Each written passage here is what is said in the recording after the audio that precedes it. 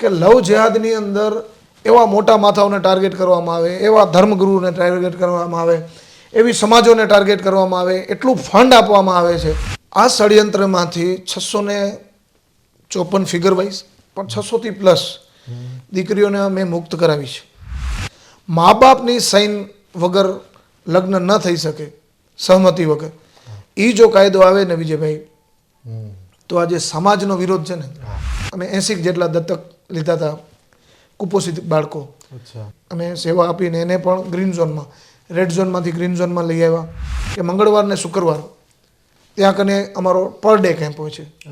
હા, per day, પર શુક્રવાર ને મંગળવાર ત્યાં ડૉક્ટર કોઈ ચાર્જ નહીં, ના દવાનો ચાર્જ કે નહીં ટેસ્ટનો ચાર્જ, કોઈ પણ ચાર્જ, ફ્રી. 7 એમ્બ્યુલન્સ છે આપણી પાસે, 2 સબવાહિની છે, સબપેટીઓ છે. કંડલા કોમ્પ્લેક્સની અંદર બધું વિનામૂલ્ય છે, કોઈ એનો ચાર્જિસ નથી. 24 કલાક બ્લડ સેવા ચાલુ છે, 24 કલાક. 1500 જેટલા તો અમારા રેગ્યુલર મતલબ પરમાનન્ટ સભ્યો છે.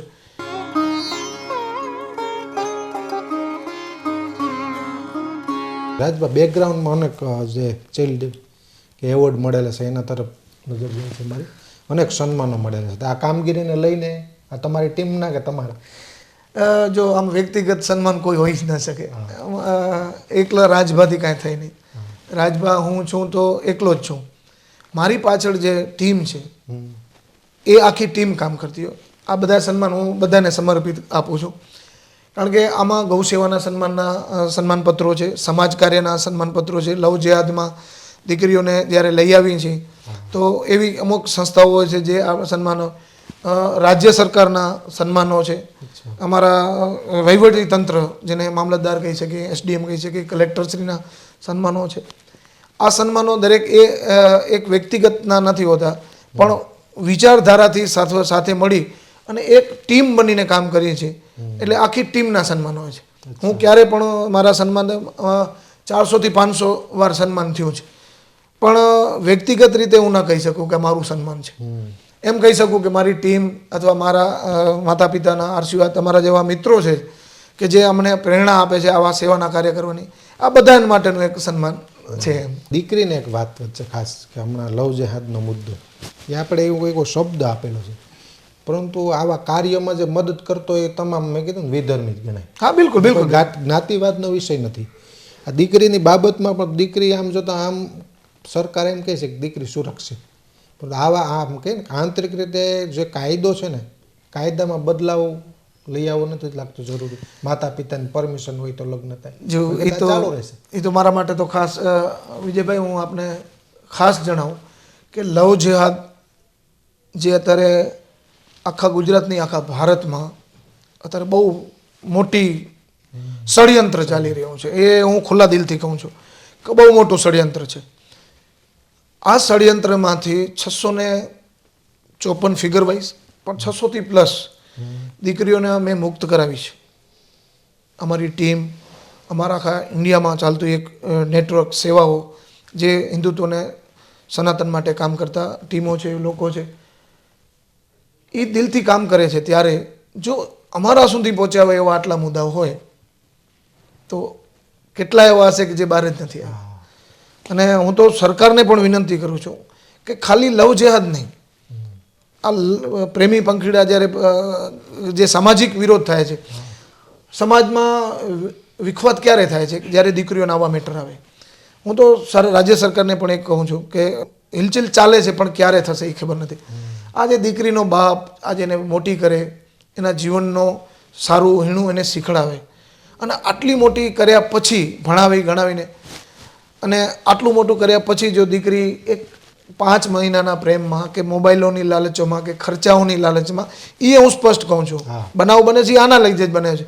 એપલનો મોબાઈલ જોઈ, હા, નાની એવી લાલચોમાં ભ્રમિત કરીને, છોકરીઓથી સાથે મળાવીને, છોકરીઓને ભ્રમિત કરીને, સારા રેસ્ટોરન્ટમાં નાસ્તો પાણી, ચાય પાણી, કોફી, આવું બધું કરીને પણ જે ભ્રમિત કરીને દીકરીઓને જે લઈ જાય છે, એમાં ક્યાંક ને ક્યાંક કાયદો નબળો પડે છે. મા બાપની સાઇન વગર લગ્ન ન થઈ શકે, સહમતિ વગર. એ જો કાયદો આવે ને વિજયભાઈ, તો આજે સમાજનો વિરોધ છે ને એ ઘટી જશે. સામાજિક સમસ્યા 90% સોલ્વ થઈ, 100%, બિલકુલ 100%. અને બીજું સમરસતા પણ થઈ જશે. હા કારણ કે સમાજનો વિરોધ કરશે નહીં. આજે એક સમાજ બીજી દીકરીની સમાજની લઈ જાય, કોઈ પણ હોય, હિન્દુ મુસ્લિમ ગમે તે હોય, પણ એક સમાજમાંથી બીજે સમાજમાં જબરજસ્તી જ્યારે લઈ જાય અથવા પ્રેમથી લઈ જાય, એને એ બે જણાને મૂલ્ય હોય ત્યારે પણ બનાવ તો છેલ્લે આ જ છે ને. હા મા બાપ દુઃખી, સમાજ દુઃખી. અને જ્યારે સમાજની દીકરીએ જ્યારે સમરસતામાં નથી સમજતી અથવા આ પ્રેમ ભાવથી નથી સમજતી, પછી દુઃખી કેટલી દીકરીઓ થાય છે. વિજયભાઈ, હું આપને કહું છું કે જે આ જીદ કરીને પરાણે ગયેલી દીકરીઓમાં એટલા બધા અમારી પાસે બનાવ આવે છે કે દીકરીઓ દુઃખી હોય, એનો ધણી મારે છે, આમ કરે છે, દારૂડીઓ છે, આ. પણ ક્યારે કે જ્યારે દીકરીઓ 24 વર્ષના મા બાપને ન સમજી શકી હોય, એ 12 મહિનાના પ્રેમને વિજયભાઈ કેમ સમજી શકશે? એ સરકારે નોંધ લેવા પાત્ર છે. બીજું કે લવ જેહાદની અંદર એવા મોટા માથાઓને ટાર્ગેટ કરવામાં આવે, એવા ધર્મગુરુને ટાર્ગેટ કરવામાં આવે, એવી સમાજોને ટાર્ગેટ કરવામાં આવે, એટલું ફંડ આપવામાં આવે છે છોકરાઓને. હવે લોફર છોકરાને આજે લાખ રૂપિયા તમે આપી દો, બાઇક આપી દો, મોબાઈલ આપી દો, એના કને કામ ધંધો તો છે જ નહીં. તો એને તો 24 કલાક આ જ કામ કરવાનું. ક્યાંય ચોરાવા માટે બેસવાનું, કોણ દીકરી આવે છે જાય છે. ક્યાંય કોઈ દીકરીની વીકનેસ પકડાઈ જાય અથવા વિધર્મી સમાજની જે દીકરીઓ છે એ પણ એમાં સામેલ હોય છે, એટલે એ એકબીજાને ભેગા કરી દે, તો ક્યાંય એવા બહેકાવામાં આવી જાય, પ્રેમમાં આવી જાય, લાગણીમાં આવી જાય, તો સ્વાભાવિક દ્રષ્ટિએ આ બનાવ બનવાનો જ છે. પછી આપણે મા બાપની ભૂલો હોય છે એ બીજા નંબરની વસ્તુ, પણ પહેલી ભૂલ તો આ છે કે જો કાયદા સ્ટ્રોંગ થઈ જાય તો આ બધું વસ્તુ ઘર્ષણ જ નીકળી જાય. એટલે દીકરી કે ગાય કે આ બધા શબ્દ કાયદા સ્ટ્રોંગ હોય ને એટલે આ, અને આના કારણે પછી આપ વિજયભાઈ વિચાર કરો, બે ભાઈઓના મર્ડર થઈ જાય છે, મા બાપના મર્ડર થઈ જાય છે, પતિના મર્ડર થઈ જાય છે, પત્નીના મર્ડર થઈ જાય છે. એનું કારણ તો છેલ્લે તો આ જ છે. તો કાયદો થોડોક સ્ટ્રોંગ હોય. હું એમ નથી કહેતો કે દીકરીઓને ન્યાય ન મળે. વિજયભાઈ, હમણાં મને એક આપના ટીવીના માધ્યમથી પણ કહું છું કે લોકો મને ઘણીવાર મને વાતચીત કરતા ને તો ઘણીવાર એવું કહે કે ગામડાની દેશી ને અભણ દીકરીઓ આમાં શિકાર થતી હોય છે, એજ્યુકેટ કરાવો તો ન થાય. તો વિજયભાઈ, હું આપના ટેલિવિઝનના માધ્યમથી, આપના ચેનલના માધ્યમથી હું કહું છું કે સૌથી વધારે જો ફસાય છે ને તો એજ્યુકેટેડ દીકરીઓ ફસાય છે. એનું કારણ છે એને કાયદાનું ભાન છે કે ભાઈ મને કાયદો કાંઈ કરી શકશે નહીં. હું પોલીસ સ્ટેશને દઈને બયાન લખાવી દઈશ કે મારે આમના ભાગે જવું છે, એટલે પોલીસ નિષ્ક્રિય થઈ જશે. સમાજ ખડે પગે ઊભી હોય, આજે મારી સમાજની દીકરી ગઈ હોય તો મારી સમાજ મારા પાછળ ખડે પગે ઊભી હોય, પણ છોકરી જેમ કહી દે કે મારે આની સાથે નથી રહેવું, આમની સાથે રહેવું, કાયદો બસ પછી ત્યાંથી ઘર્ષણ પેદા થતું હોય. ઘણા સમાજના વ્યક્તિઓ એવા હોય છે કે પોતાની ઇજ્જત, માન, સન્માન બધાને વાલું હોય. વિજયભાઈ, આવો બનાવ બને છે, ઘણીવાર જબરજસ્તી બને, ઘણીવાર પ્રેમથી બનતા હોય, પણ એ પછી ઘર્ષણમાં ઉતરે ને પછી ખૂન ખરાબા થાય. એ વાયલન્સ તો થાય છે, લોનો ભંગ તો થાય છે. તો હું તો રાજ્ય સરકારને પણ વિનંતી કરું છું કે આમાં સંશોધન કરી અને એવા સારા કાયદા બને કે જેમાં આ કોઈ પણ હોય, લવ જેહાદ હોય કે સામાજિક હોય, ક્યાંય પણ એવો કાયદો બને કે જેનામાં બધાની મર્યાદા સચવાઈ જાય અને આ બનાવ ત્યાં સીમિત થઈ જાય તો સામાજિક ઘર્ષણ બંધ થઈ જાય. આજે હું ગઢવી છું, સામે કોઈ ઇતર સમાજ છે, એનું ઘર્ષણ ટળી જાય, સામાજિક આગેવાનોનું ઘર્ષણ ટળી જાય અને વ્યક્તિગત રીતે પ્રેમથી આ વસ્તુ સમાપ્ત થઈ જાય. મેં કીધું નારણબા એની પરંપરા, એટલે એ મને હવે અહીંની સ્થાનિક સેવાઓ કચ્છની અને સાંપ્રત સમયમાં અનેક, જો તાજેતરમાં અનેક એવા બનાવો બનતા હોય, એવી બીમારીઓ આવતી હોય. હમણાં કોરોના કાળ ગયો 21-22, ત્યારબાદ લંપી વાયરસ, કારણ કે ગૌ માતા સાથે જોડાયેલી આ વાત. આ બાબતની તમારી કઈ સેવા કે કામગીરી, તમે તમારી રીતે બોલો તો સારું ન લાગે, સ્વાભાવિક છે, મારે લોકોને પ્રેરણા આપી છે. સ્વેચ્છાએ હું પ્રશ્ન ન કરું તો પણ તમારી જે કામગીરીની હાઇલાઇટ છે ને થોડીક આપો અમારા દર્શક મિત્રો. વિજયભાઈ, કોરોના કાળ ગયો, કોરોના કાળમાં દરમિયાન આજ આપ જાણો છો કે માણસથી દૂર હતો અને બાજુમાં રહી નહોતો શકતો. એ ટાઈમે અમારી આખી ટીમ દ્વારા એમાં સ્વશ્રી નાણભા કમળભા ગઢવી ચેરિટેબલ ટ્રસ્ટ તો ખરું જ, પણ ABNS છે, સનાતન છે, અને સાથે રાખી પર ડે 7000 લોકોનું અમે અહીંયા કને મારા વર્કશોપ છે અહીંયા SP ઓફિસની સામે, ત્યાં અમે 7000 લોકોનું ફૂડ પેકેટ બનાવી અને વિતરણ કરતા. એ પણ મામલતદાર, નગરપાલિકાના પ્રમુખશ્રીઓ એમની સાથે રહીને, ગવર્મેન્ટ સાથે રહીને 7000 લોકોનું જમવાનું તે વ્યવસ્થા કરતા હતા. બીજું કે બીજી લહેર આવી તો એમાં ઓક્સિજનની બહુ કમી હતી. ત્યારે ઓક્સિજન સિલિન્ડર બહુ એટલે બહુ માણસના જીવન મરણનો એક કે મતલબ આશાનું કેન્દ્ર બનતું હતું ઓક્સિજન. 4000 જેટલા ઓક્સિજન સિલિન્ડરો વિનામૂલ્યે, કોઈ ચાર્જ નહીં, કોઈ ડિપોઝિટ નહીં, અમે લોકોને આપ્યા. એની નોંધ સારા આપ જેવા મીડિયા મિત્રોએ પણ ખૂબ સારી નોંધ લીધી. સરકારે પણ અમને જે આપે કીધું કે રાજ્ય સરકાર છે એવી રીતે અમારા મામલતદારશ્રીએ અમને સન્માનિત કર્યા.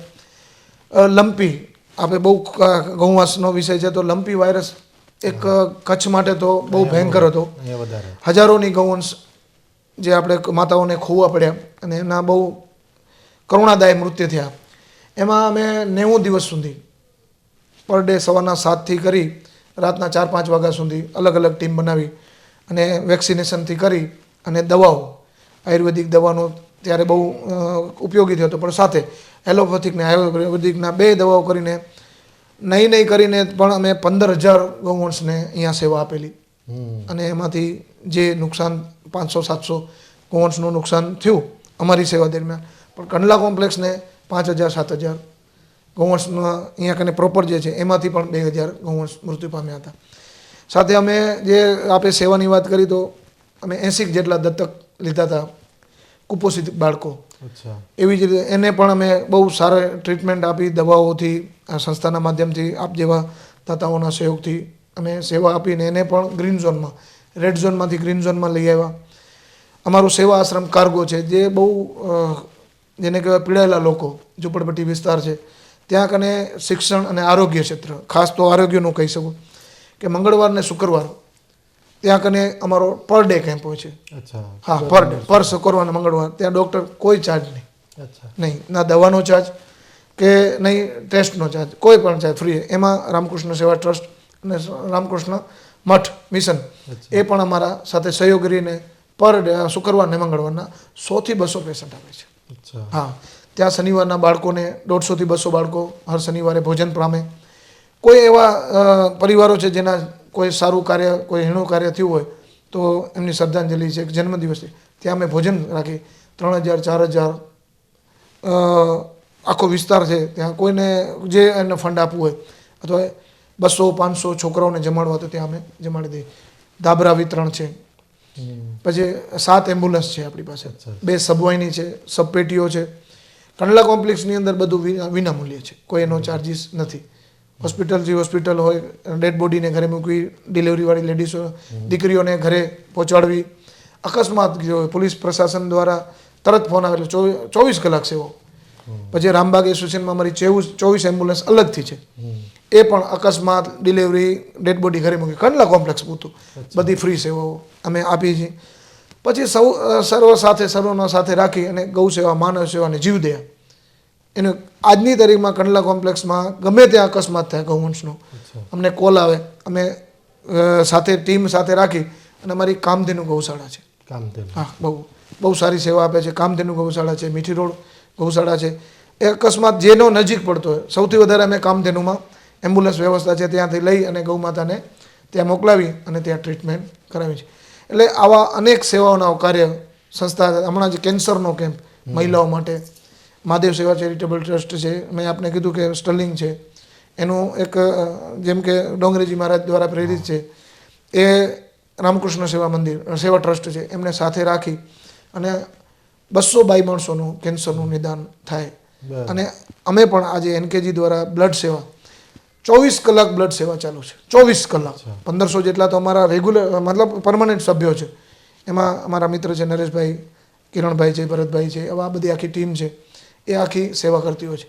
પ્રત્યેક વ્યક્તિ સેવામાં સમર્પિત છે. બ્લડ સેવા, માનવ સેવા, જીવદયા, કબૂતરો.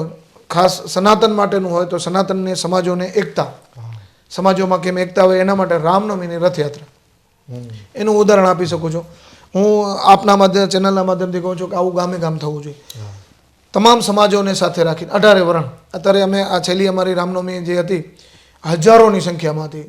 ત્યાં સારા કલાકારો છે, રાજકીય આગેવાનો છે, દરેક પક્ષ હોય એ આવે સન્માન કરે. પણ 64 ઝાંખીઓ સાથે, એમાં 54 સમાજ, દરેક સમાજ પોતાની ઝાંખી લઈ અને રામનવમીમાં જોડાય.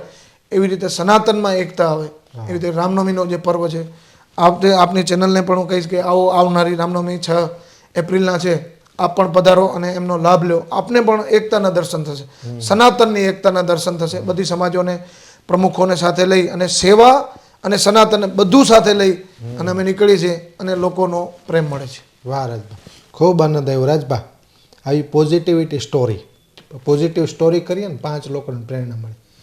સ્વાભાવિક છે કે નાનું બાળક હોય ને નાનું બાળક એને આપણે પોલીસ સ્ટેશન નથી લઈ જતા, જો આ ચોર છે આવું નથી કરવાનું, કોઈ બીજા ગુંડા હોય એની પાસે આવું નથી કરવાનું, પણ સત્કર્મમાં લઈ જાય. ક્યાં? મંદિરે જઈએ, દાદા સાથે મોકલીએ, ધૂન ગાતા હોય તો ત્યાં લઈ જઈએ છીએ, આંગણવાડી આપણે ક્યાંય નાની સ્કૂલમાં લઈ જઈએ છીએ, સ્કૂલ નાના બાળકો એવું શીખવાડીએ. શું કામ?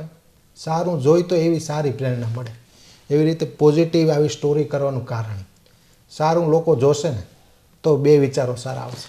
આપના ચેનલનું તો મેં ખાસ જોયું છે કે જે સારી સેવા કરે છે, સારું ગાય છે, સારી સેવા કરે છે. મેં હું ઘણીવાર આપને બહુ સારા વિડીયો હોય છે, મને ખૂબને આનંદ થાય અને હું સૌભાગ્યશાળી છું કે આજે આપનો પણ મારો પણ સૌભાગ્ય હશે કે આપણે સાથે મળીને આ સેવાના કાર્યમાં સહભાગી બનવાનો મને પણ મોકો મળ્યો.